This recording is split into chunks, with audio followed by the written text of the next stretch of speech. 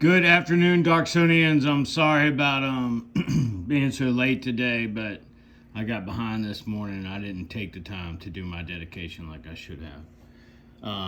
I will endeavor to do better tomorrow. Chapter 11, the Tower of Babel. And the whole earth was of one language and of one speech. And it came to pass, as they journeyed from the east, that they found a plain in the land of Shinar, and they dwelt there.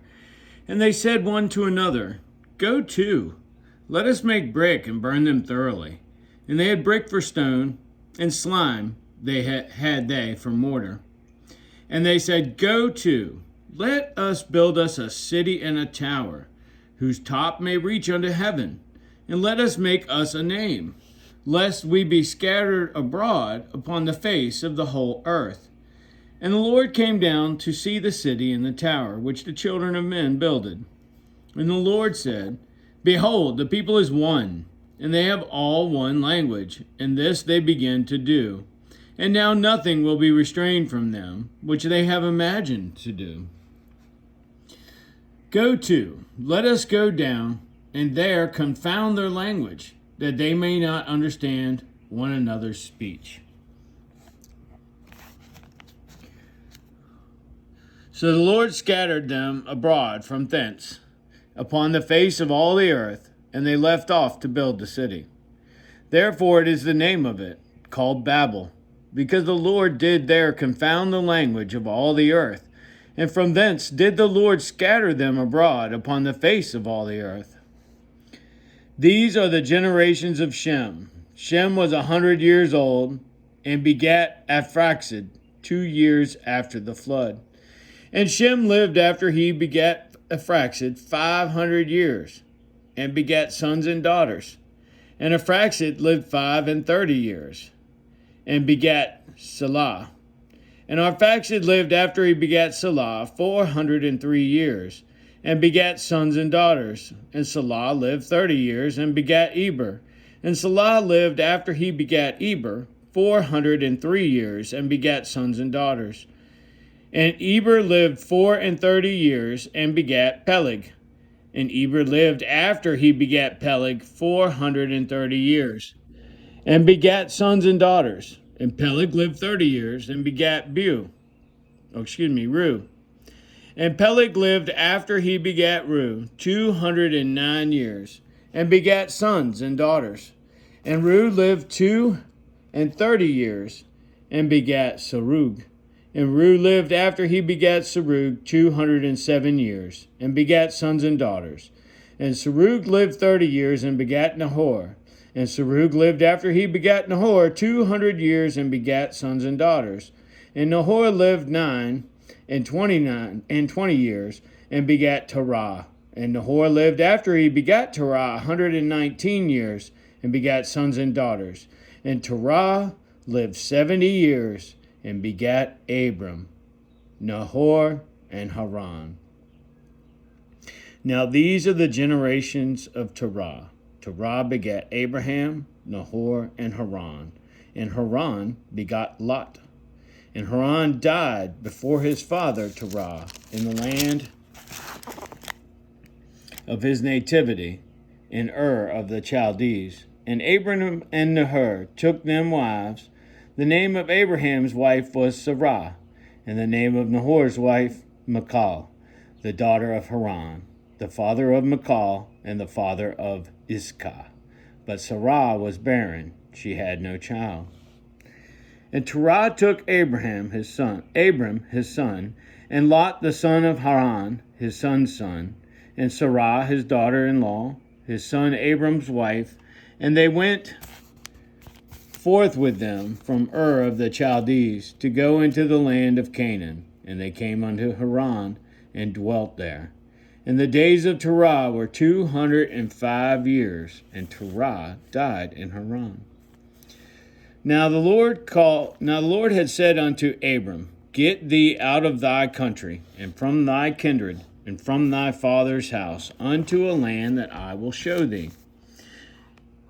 And I will make of thee a great nation, and I will bless thee, and make thy name great, and thou shalt be a blessing.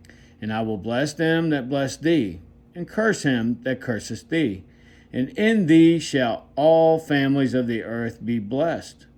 So Abram departed, as the Lord had spoken unto him, and Lot went with him. And Abram was 75 years old when he departed out of Haran. And Abram took Sarai his wife, and Lot his brother's son, and all their substance that they had gathered, and the souls that they had gotten in Haran, and they went forth to go into the land of Canaan. And into the land of Canaan they came. And Abram passed through the land unto the place of Sichem, unto the plain of Moreh. I think it's Morah. And the Canaanite was then in the land. And the Lord appeared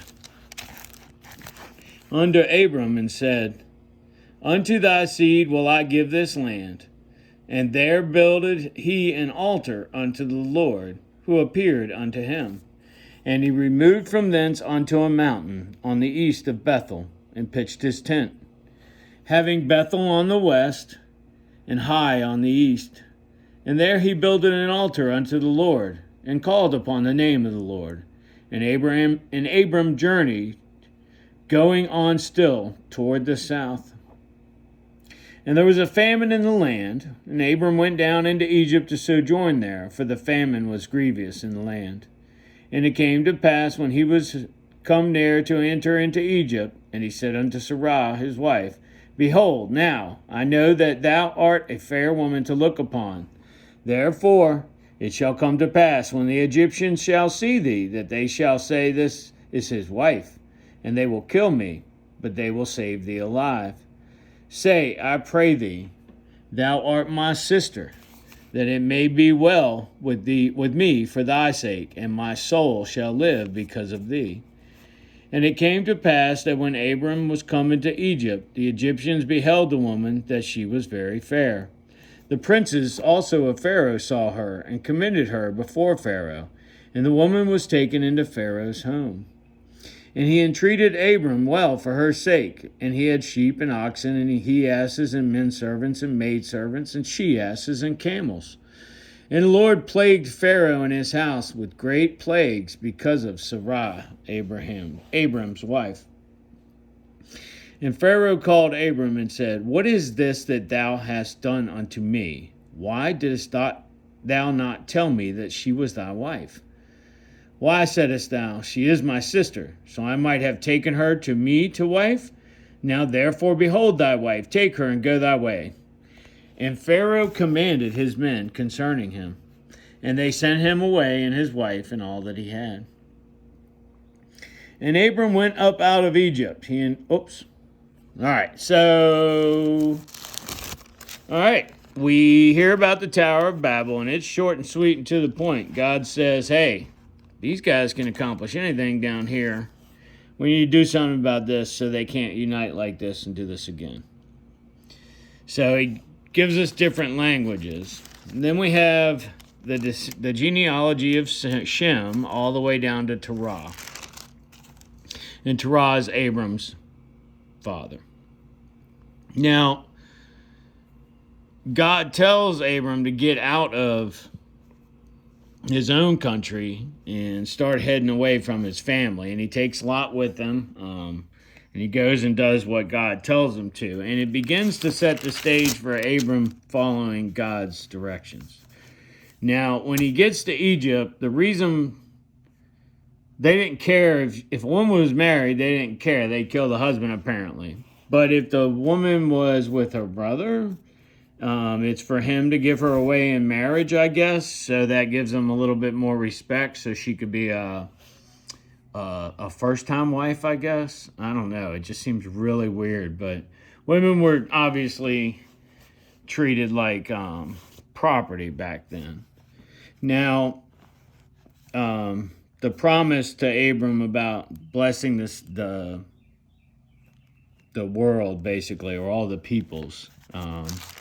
This is important because later on, in Isaac's covenant, or in the covenant that happens over Isaac, God really asserts his love for Abram and how his people will turn out.